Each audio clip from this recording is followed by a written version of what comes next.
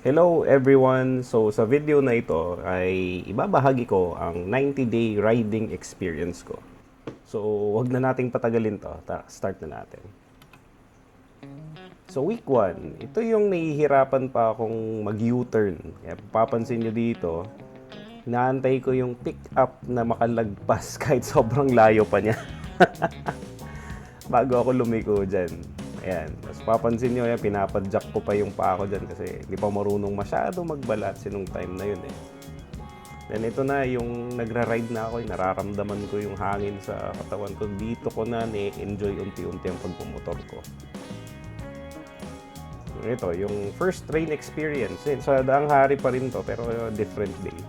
Suot ko dito yung Sec Moto Supply na, na raincoat ko. Effective naman siya. Hindi naman ako nabasa nung araw na yun. Then week 2 to 3, ito yung papunta na akong work. Yan, medyo gumigewang-gewang pa ako dito kasi hindi pa marunong talaga magbalanse ng mga time na yan. Ito yung favorite part ko lagi pag pumupunta na sa office. Yan. Kung papunta na Okada na to. Papuntang Pasay. Then yan, 30 days. Yung bulungan na likuan. Medyo kinakatakutan ko tong likuan na to noon eh.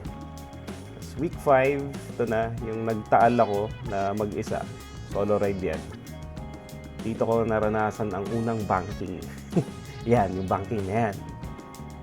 Yan, ano yan, sharp, medyo sharp turn din. So, ito yung Sempla, muntik na. Inapak ko kasi yung pa ako dyan. Then, week 6, 900 kilometers, medyo nag-improve na yung galawan ko dito sa likuan, dito sa may bulungan eh.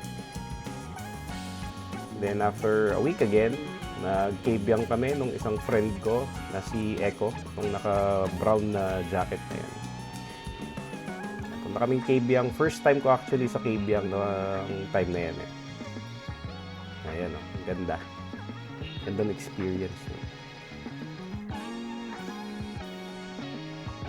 Kasi ito na, week 10, 2,000 kilometers later, ay pumunta ako ng Rosario, La Union. So, dinocument ko dito, dumanang Bulacan, dumanang La Union, Pangasinan, yan. Magdaan ko yung mga yan. And week 24, yung most recent upload ko, yung Tagaytay trip namin. Yung Tagaytay, Bulalo, and repairs. Kasama yung mga work ko dito. And finally, our 90th day sa pagmumotor, or ang 3 months natin. Medyo pangit yung weather pero ang ganda ng effect pala nung ulan sa video. Ang ganda ng kulay, para kang nasa laro, para kang nasa GTA o kaya Cyberpunk. Mga Cyberpunk players yan. So Okada, yan. Ang ganda nito pag gabi, ang ganda ng ilaw kasi dito. So ayan, it's a very short video about me sharing my experience on motorcycling. Habang pinapanood ko tong video na to, nakakatuwa na makita yung progression ko. Yung una, yung ginagapang ko pa yung motor sa U-turn. Hanggang sa dito na confident na ako sa U-turning ko, lalo sa medyo busy yung traffic. So, sa mga gustong kumuha ng motor dyan or nagbabalak na magmotor, take it from me, it's worth the experience. Huwag kang matakot kapag yung matutumba ka or masisemplang ka or ano.